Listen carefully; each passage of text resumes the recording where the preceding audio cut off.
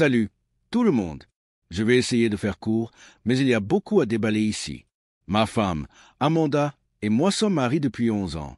Nous avons une maison que nous adorons, un magnifique Golden Retriever nommé Max, et ce que je pensais être une relation solide comme le rock.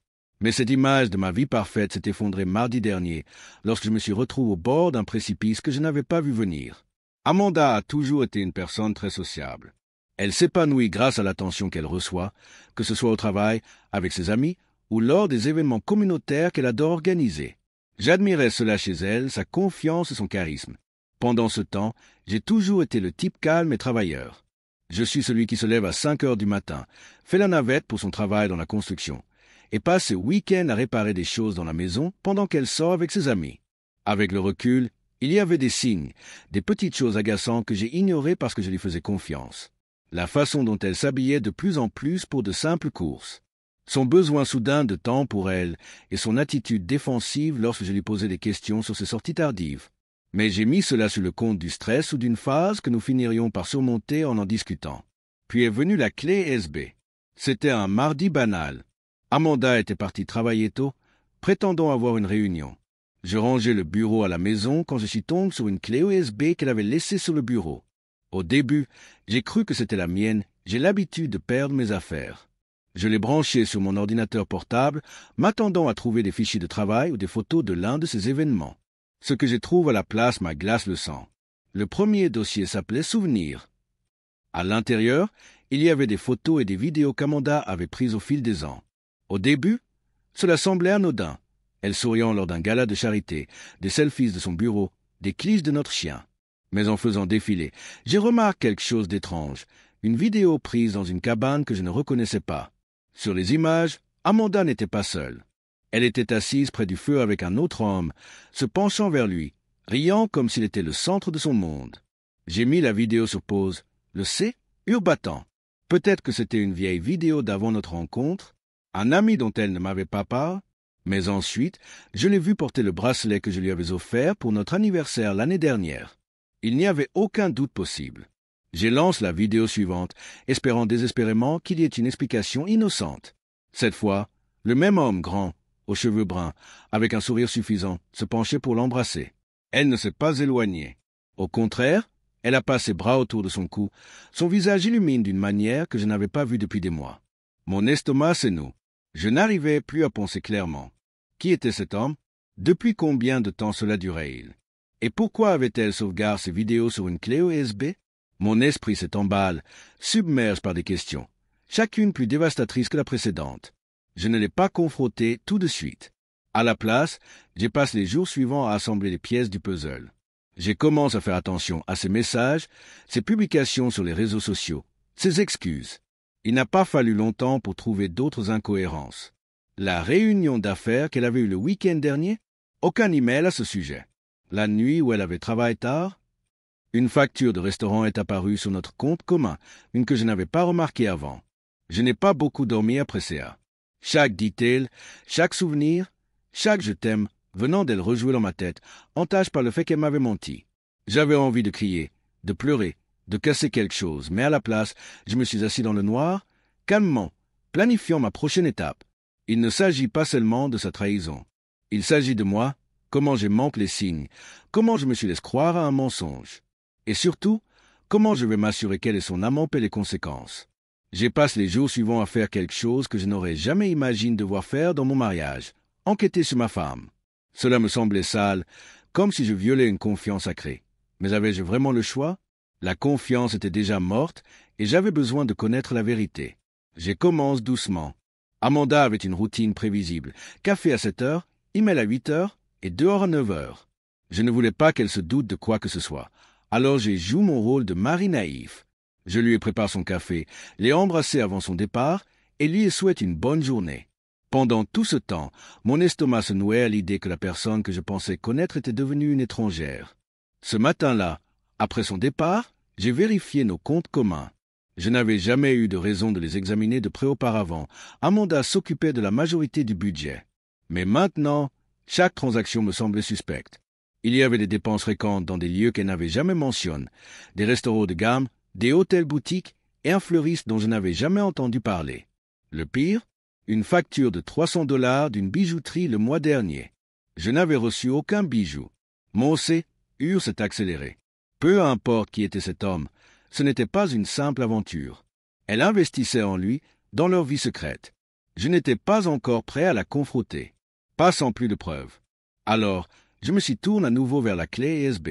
C'était comme la boîte de Pandore, et je me détestais de l'ouvrir, mais je ne pouvais pas m'arrêter. Parmi les vidéos et les photos, j'ai trouvé un dossier intitulé « Voyage ». À l'intérieur, il y avait d'autres preuves accablantes, des reçus, des itinéraires et même des selfies d'elle et de l'homme. Ils étaient allés dans des endroits dont nous avions parlé de visiter ensemble. Napa Valley, un chalet de ski au Colorado et même un complexe en bord de mer en Floride. Ma poitrine était lourde, comme si je suffoquais sous le poids de ma propre stupidité. Ce n'étaient pas des aventures improvisées, c'étaient des trahisons planifiées, délibérées. Et puis, j'ai vu son visage clairement pour la première fois sur une photo de groupe. Mon s'est arrêté. C'était Jack. Jack n'était pas n'importe qui. C'était mon meilleur ami, mon confident. Nous nous connaissions depuis l'université, unis par des séances d'études nocturnes et des bières dans des bars miteux. Il avait été le témoin de mon mariage. Et maintenant, il était l'homme qui couchait avec ma femme. Reste là, a fixé son sourire suffisant sur la photo. Son bras pose nonchalamment sur l'épaule d'Amanda. Mon estomac se retourne, un mélange de rage et de stupéfaction. Comment avait-il pu me faire ça? Comment avait-elle pu? J'ai eu envie de l'appeler immédiatement, de crier et de demander des explications. Mais au lieu de cela, j'ai fermé l'ordinateur portable et je me suis assis en silence, essayant de digérer la trahison de non pas une, mais deux des personnes en qui j'avais le plus confiance au monde. Ce soir-là, j'ai essayé d'agir normalement. Amanda est rentrée à la maison, le visage rayonnant, comme si de rien n'était. Elle m'a embrassé sur la joue, m'a demandé comment s'était passée ma journée, et a commencé à couper des légumes pour le dîner comme si tout allait bien. Comment était le travail? Ai-je demandé, d'un ton calme. Occupe, a-t-elle répondu. Je suis débordé avec ce nouveau projet. Je vais peut-être devoir faire des heures supplémentaires la semaine prochaine. J'ai hoché la tête, me retenant de lui demander si ces heures supplémentaires incluaient du vin et des chambres d'hôtel avec Jack. À la place, j'ai joué le jeu, posant des questions sur son projet et prétendant m'intéresser aux details banals qu'elle racontait. À l'intérieur, je hurlais. Après le dîner, elle est allée se coucher tôt, prétendant être épuisée. J'ai attendu d'entendre sa respiration calme et régulière avant de prendre son téléphone. J'avais toujours respecté sa vie privée auparavant, mais cette Amanda, celle en qui je faisais confiance, avait disparu. Ses textos avec Jack étaient aussi hurants que je l'avais imaginé.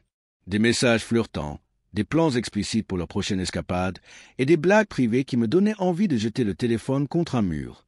Mais c'est un message particulier qui m'affiche sur place. Jack, t'inquiète pas, ma chérie.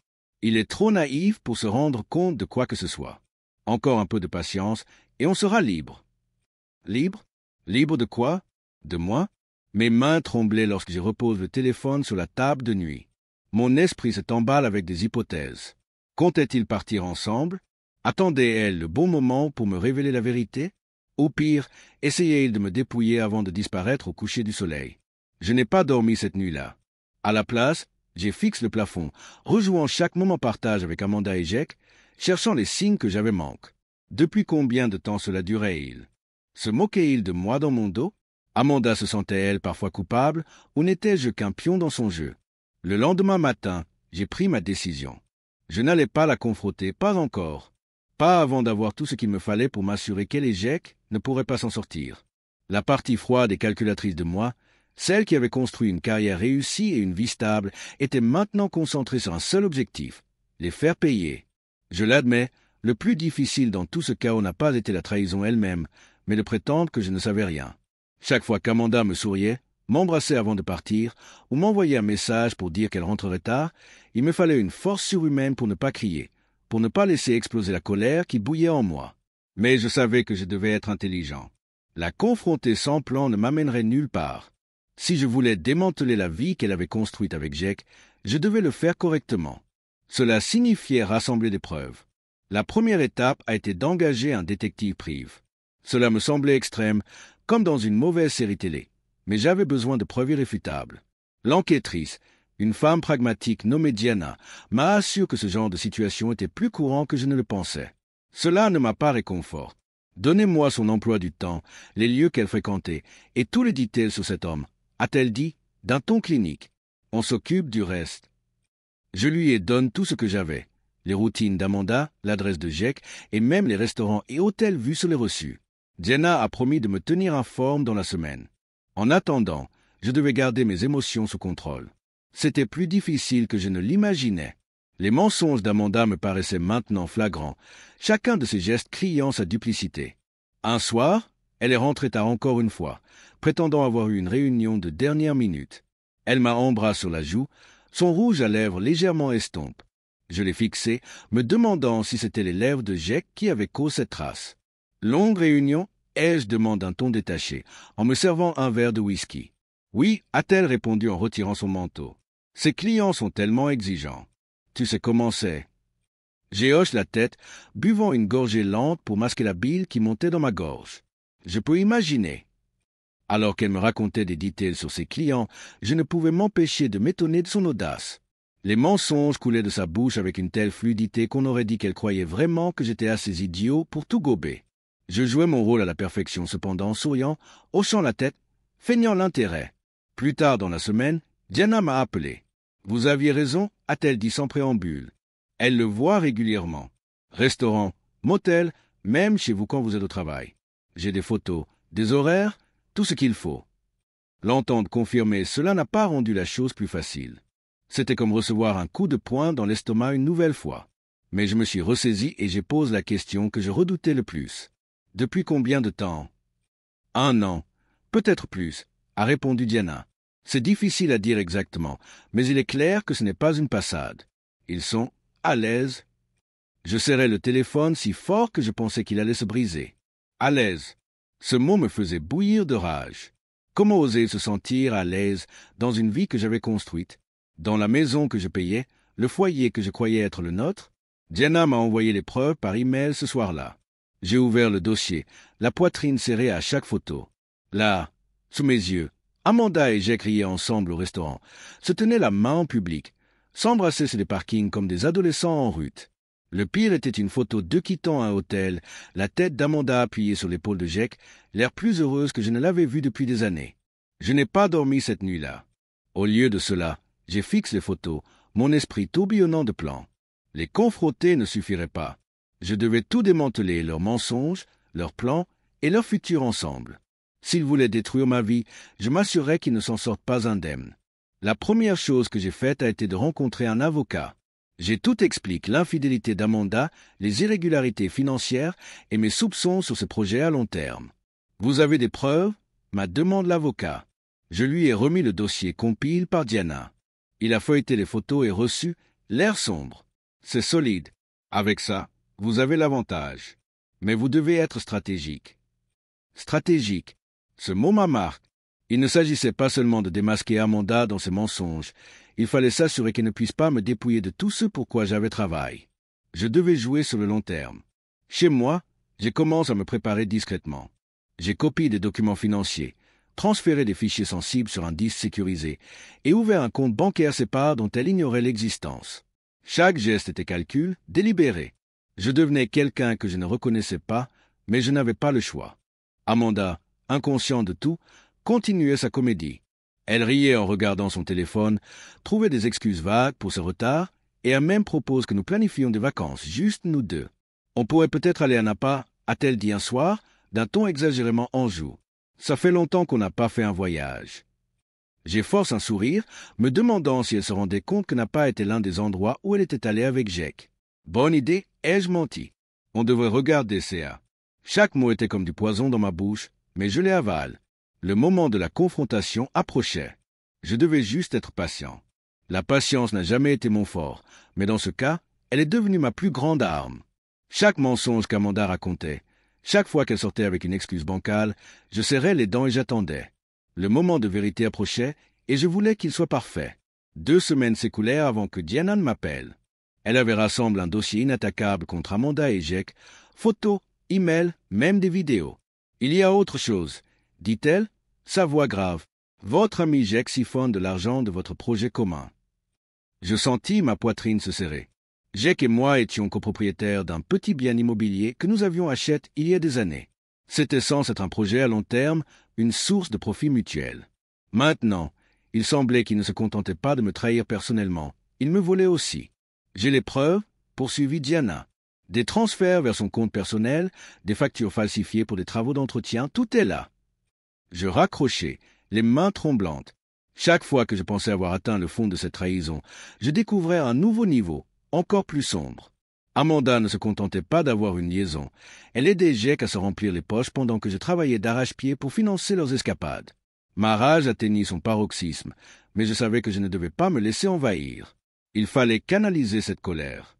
Cette nuit-là, j'ai élaboré mon plan. La première étape consistait à sécuriser ma situation financière. J'ai fermé nos comptes communs et transféré les fonds restants sur mon compte personnel. Ensuite, j'ai repris rendez-vous avec mon avocat, lui fournissant les nouvelles preuves découvertes par Diana. Son conseil fut clair. Ne les confrontez pas tant que tout n'est pas en place. Vous voulez que ce soit propre, sans aucune chance qu'ils puissent manipuler la situation. Le plus difficile fut de faire semblant que tout allait bien. Amanda poursuivait sa routine de soirées tardives et de textos secrets, totalement inconsciente de la tempête qui se préparait. Je me sentais comme si je vivais dans une maison de miroirs où chaque interaction était déformée par les mensonges et la tromperie. Une semaine plus tard, la dernière piste du puzzle était en place. Diana m'envoya un dossier détaillant les fraudes financières de Jake. Les chiffres ne mentaient pas. Non seulement il avait volé de l'argent, mais il l'avait utilisé pour financer sa relation avec Amanda. Séjour à l'hôtel, dîner somptueux, cadeaux, tout paye avec mon argent durement gagne. C'était le moment. La confrontation eut lieu un samedi. J'avais passé la matinée à tout préparer, les preuves soigneusement classées dans un dossier, mon avocat en attente et les serrures de la maison changées. Je voulais m'assurer qu'Amanda et Jake n'aient aucune échappatoire. Amanda rentra vers midi, fredonnant un air joyeux en posant son sac sur le comptoir. « Salut, toi ?» dit-elle en me souriant brièvement. « Qu'est-ce qu'on mange ?» Je ne répondis pas.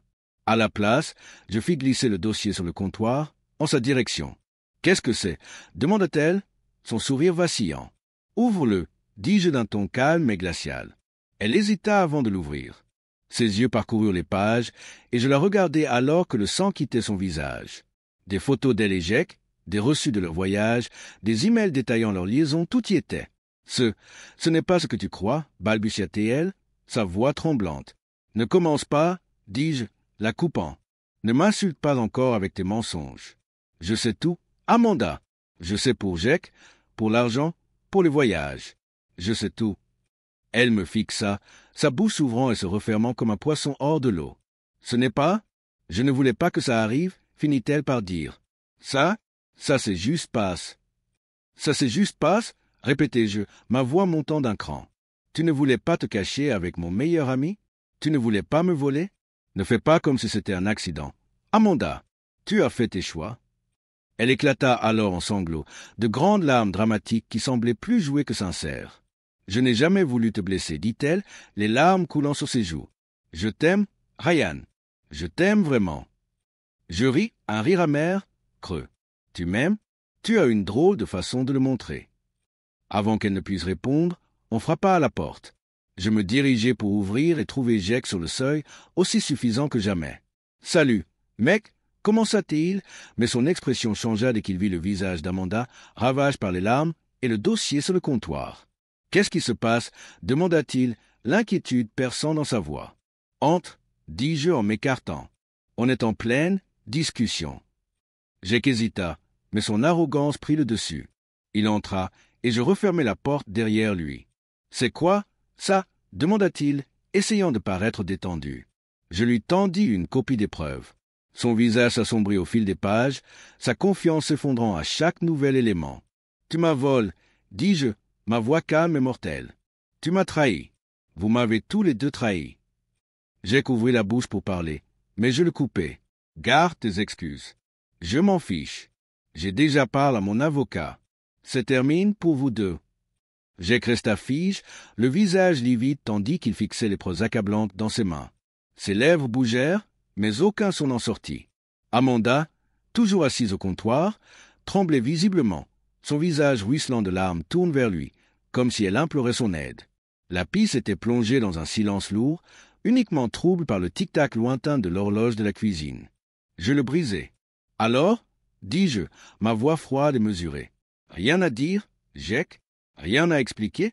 Toi qui as toujours la parole facile. » Il déglutit difficilement, tentant de retrouver une certaine contenance. « Ryan, je...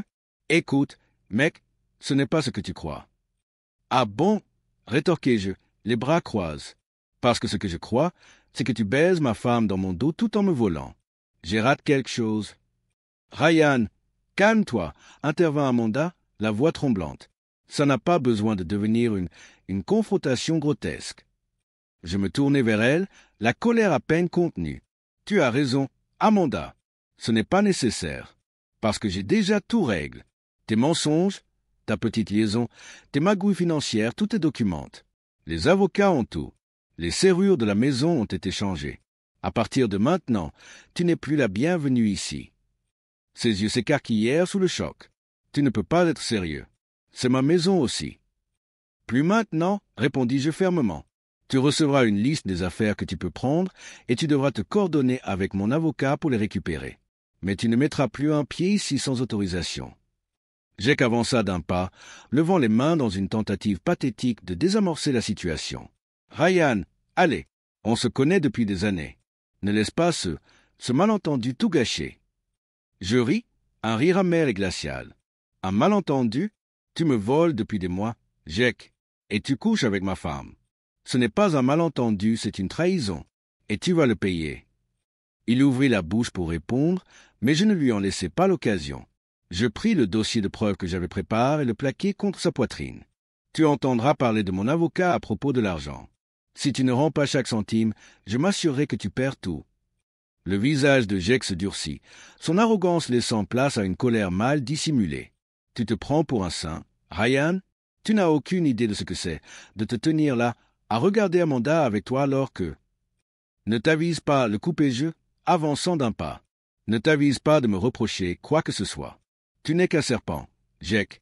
Et elle... » Je lançai un regard vers Amanda, qui était restée silencieuse, son visage déformé par la fureur. « Elle ne vaut rien. » Les mots flottèrent dans l'air, tranchants et définitifs. Jake sortit finalement de sa torpeur, jetant le dossier sur le comptoir avant de tourner les talons et de claquer la porte en partant. Amanda, quant à elle, entra en pleine crise. Elle alternait entre me supplier de lui pardonner et me hurler dessus, m'accusant d'être injuste. Ses larmes et ses cris ne m'atteignaient pas. Chaque gémissement, chaque insulte ne faisait que renforcer ma décision. « Tu crois que tu peux juste me mettre dehors » hurla-t-elle, faisant les 100 pas dans la cuisine. « Après tout ce que j'ai fait pour toi, tu n'aurais jamais eu cette maison sans moi. » Je levai un sourcil. « Tu parles de la maison que j'ai payée, de la vie que j'ai construite pendant que tu te glissais dans le lit de Jake ?» Elle s'arrêta net, son visage déformé par la colère. « Tu es tellement martyr, Ryan. Toujours le mari parfait, le travailleur dévoué. Peut-être que si tu m'avais accordé plus d'attention au lieu de te perdre dans ton boulot, je n'aurais pas eu besoin d'aller voir ailleurs. » Ces mots me blessèrent, mais je refusai de le montrer. « Continue à te raconter ça, Amanda, si ça t'aide à dormir la nuit. Mais n'oublie pas, c'est toi qui as détruit ce mariage. Pas moi. » Elle me fixa un instant, sa bouche s'ouvrant et se refermant, cherchant désespérément une réplique. Lorsqu'elle n'en trouva aucune, elle attrapa son sac et sortit en trombe, claquant la porte derrière elle. Le silence qui suivit était assourdissant. Je restai debout dans la cuisine, fixant la porte, les mains tremblantes alors que l'adrénaline redescendait peu à peu. Max, notre golden retriever, s'approcha et frotta son museau contre ma main, ses yeux doux pleins de sollicitude. « On dirait qu'il ne reste plus que toi et moi, mon pote, » dis-je en lui grattant les oreilles. La réalité de la situation commençait à s'imposer. Mon mariage était fini. Mon meilleur ami n'existait plus. La vie que je pensais avoir construite n'était qu'un mensonge. Mais pour la première fois depuis des semaines, je me sentais libre. Libre des manipulations d'Amanda, libre de la trahison de Jake, libre de recommencer. Je ne savais pas ce que l'avenir me réservait, mais une chose était sûre, je ne les laisserais pas me briser. C'était le début d'un nouveau chapitre, un chapitre où je prenais les commandes. Le premier matin, après le départ d'Amanda, la maison était étrangement silencieuse. Pas de bruit de ses talons résonnant sur le sol, pas de musique douce en fond alors qu'elle se préparait. Juste le silence, interrompu seulement par le bruit occasionnel des pattes de Max sur le parquet. C'était troublant, mais aussi libérateur. Pour la première fois depuis des années, je n'avais plus l'impression de marcher sur des ufs. J'y passe la journée comme je le faisais toujours, à travailler. Je me suis plongé dans les réparations de la maison. Le robinet qui fuyait, et qu'Amanda me reprochait depuis des mois, a finalement été remplacé. Les charnières des portes grinçantes ont été huilées, et le garage en combre a été réorganisé. Ce n'était pas juste pour m'occuper. C'était pour reprendre possession de mon espace, pour le faire à nouveau mien. Cependant, de temps à autre, je me surprenais à fixer mon téléphone, m'attendant à un message de sa part. Peut-être des excuses ou une tentative pathétique d'expliquer son comportement. Mais il n'y avait rien. L'absence de ce mensonge était assourdissante, et je ne savais pas trop comment l'interpréter. Ce soir-là, je suis allé retrouver mon meilleur ami, Eric. Contrairement à Jack, Eric avait toujours été un pilier dans ma vie, un gars franc qui avait toujours été là pour moi. Quand je lui ai tout raconté, sa réaction était exactement ce dont j'avais besoin. Ce salaud, marmonna-t-il en secouant la tête. Et Amanda aussi. J'ai toujours su qu'il y avait un truc qui clochait chez elle. Mec, elle avait toujours ce truc. Quel truc? Ai-je demandé en levant un sourcil. Tu sais, dit-il en s'adossant à sa chaise. Cette énergie de tout tourne autour de moi, comme si le monde existait pour lui obéir. Je ne voulais rien dire avant, mais j'ai toujours pensé que tu méritais mieux. Ces mots m'ont frappé plus fort que je ne l'aurais cru. Pendant des années, je m'étais convaincu que la personnalité flamboyante d'Amanda faisait partie de son charme, quelque chose à admirer. Mais maintenant, avec du recul, je voyais cela pour ce que c'était vraiment, de la manipulation déguisée en confiance. Nous avons passé le reste de la soirée à boire des bières et à parler de tout sauf d'Amanda et Jack. C'était un rappel que tout le monde dans ma vie n'était pas un menteur, qu'il y avait des gens en qui je pouvais encore avoir confiance. La semaine suivante fut une véritable tornade. Mon avocat finalisa les papiers du divorce, et je m'assurai qu'Amanda ne partirait pas avec plus que ce qu'elle méritait. Grâce aux preuves de Diana, j'avais l'avantage. La maison me revenait, ainsi que la majorité de nos biens. Amanda n'opposa pas beaucoup de résistance, sans doute parce qu'elle savait qu'elle n'avait aucun argument. Jack, en revanche, n'eut pas autant de chance. Après avoir examiné les preuves de ces fraudes financières fournies par Diana, mon avocat m'a aidé à engager des poursuites. C'était un pari-risque, mais même si je ne gagnais pas, les frais juridiques suffiraient à rendre la vie de Jack misérable. Et c'était tout ce que je voulais. J'ai appris par des connaissances que la vie de Jack s'effondrait déjà. Son employeur avait entendu parler de la poursuite et il avait été licencié. Apparemment, les entreprises n'apprécient pas beaucoup le détournement de fonds. Amanda, quant à elle, avait déménagé dans un petit appartement de l'autre côte de la ville, ses grands projets de nouvelle vie avec Jack s'écroulant sous le poids de la réalité. Quant à moi, je recommençais enfin à respirer. La maison semblait plus légère sans la présence d'Amanda, et je commençais à me concentrer sur moi-même pour la première fois depuis des années. J'ai repris des loisirs que j'avais abandonnés, le travail du bois, le jogging avec Max, et même la lecture de livres qui prenaient la poussière sur mes étagères. Une nuit, alors que j'étais assis sur le porche avec une bière à la main, regardant le soleil se coucher à l'horizon, j'ai réalisé quelque chose que je n'avais pas ressenti depuis des semaines. La paix. Amanda et Jack m'avaient pris tellement de choses, ma confiance en moi, mon sentiment de stabilité. Mais ils ne m'avaient pas tout pris. Ils ne m'avaient pas pris moi. Je sais que le chemin à venir ne sera pas facile.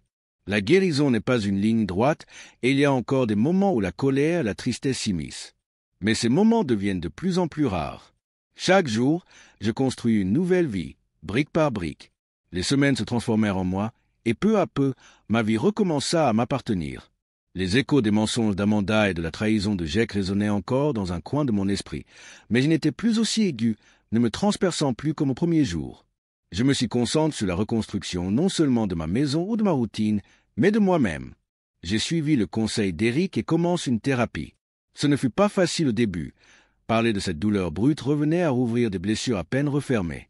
Mais à chaque séance, j'y voyais plus clair. J'ai appris que la trahison d'Amanda n'était pas le reflet de ma valeur et que les actes de Jack disaient bien plus sur son caractère que sur mon jugement. Un matin, alors que je réparais une porte d'armoire cassée dans la cuisine, Max me donna un coup de museau humide contre la jambe. En baissant les yeux, je vis qu'il agitait joyeusement sa queue, sa laisse préférée pendue dans sa gueule. Il était prêt pour une promenade, et honnêtement, moi aussi. Nous avons commencé à explorer des sentiers que je n'avais jamais pris la peine de parcourir auparavant. Être en pleine nature, entouré uniquement par le bruissement des feuilles et le craquement de la terre sous mes pieds, m'apporta une paix que je n'avais pas ressentie depuis des années. C'est lors de l'une de ces balades que je rencontrai quelqu'un qui allait jouer un rôle inattendu dans ma guérison. Elle s'appelait Nathalie. Elle faisait son jogging avec son labrador noir, Luna, quand Max décida qu'il devait absolument se faire un nouvel ami. Les deux chiens se saluèrent comme des frères séparés de longue date, agitant leur queue avec frénésie et se reniflant le museau. « Désolé pour lui, dis-je, gêne, tandis que Max tirait sur sa laisse. Il n'est pas d'habitude aussi, entreprenant. » Nathalie rit, un rire chaleureux et sincère, comme une bouffée d'air frais. Luna ne s'en plaint pas. Elle a bien besoin de compagnie. Nous avons fini par marcher ensemble un moment, laissant les chiens guider la balade. Nathalie était facile à aborder, authentique et honnête, sans prétention. Elle mentionna qu'elle venait elle-même de divorcer récemment, sans entrer dans les details, et je n'ai pas insisté. À la fin de notre promenade, je me sentais plus léger. Nous avons échangé nos numéros pas d'une manière séductrice ou romantique, mais comme deux personnes qui comprenaient ce que signifiait repartir à zéro. Au fil des semaines, Nathalie et moi sommes devenus de bons amis. Nous nous retrouvions pour promener nos chiens, boire un café et parfois partager nos défis respectifs face à la reconstruction de nos vies. Elle avait une façon de mettre les choses en perspective, de me rappeler que la douleur n'était pas éternelle. Un après-midi, alors que nous étions assis sur un banc de parc, regardant Max et Luna se poursuivre, Nathalie dit quelque chose qui me marqua profondément. « Tu sais comment ça t'est, elle, en sirotant son café. C'est facile de laisser ce qui se passe te définir. Mais tu es bien plus que ce qu'ils t'ont fait. Tu es toujours là, toujours debout. C'est ça qui compte. » Ces paroles me touchèrent plus que je ne l'aurais cru. Pendant si longtemps, j'avais laissé la trahison d'Amanda et Jake éclipser tout le reste dans ma vie. Mais Nathalie avait raison. J'étais encore là. Et je n'étais pas seulement en train de survivre, je commençais à m'épanouir. Pendant ce temps, la vie d'Amanda et Jake s'effondrait, et je mentirais si je disais que je n'en tirais pas une certaine satisfaction. Amanda tenta de contester les termes du divorce, mais les preuves étaient accablantes en ma faveur. Elle repartit avec peu de choses, sa voiture et une somme modeste pour repartir. Jake, quant à lui, s'enfonçait dans ses ennuis juridiques. La poursuite que j'avais engagée prenait de l'ampleur, et ses malversations financières le rattrapaient. Eric me tenait au courant des rumeurs qui circulaient. Apparemment, Jake et Amanda commençaient à se retourner l'un contre l'autre, leur liaison autrefois passionnée s'écroulant sous le poids de la réalité. On dirait qu'ils n'étaient pas des âmes pures après tout, dit Eric un soir, un sourire en coin, en trinquant avec moi. On dirait bien que non, répondis-je, ressentant un sentiment de clôture inattendu. Le tournant arriva un soir tranquille alors que je me tenais sur le porche, regardant Max courir après des lucioles dans le jardin. Ma vie n'était pas parfaite, mais elle m'appartenait de nouveau. La colère et l'amertume qui m'avaient consumé commençaient à s'estomper, remplacées par quelque chose de bien plus puissant, la gratitude. Gratitude pour les amis qui étaient restés à mes côtes. Gratitude pour les leçons que j'avais apprises, aussi douloureuses soient-elles. Et gratitude pour la chance de repartir à zéro, de construire une vie non entachée par les mensonges. Pour la première fois depuis longtemps, je me sentais plein d'espoir. Et j'ai compris une chose, la trahison d'Amanda et Jake ne m'avait pas brise. Elle m'avait libéré.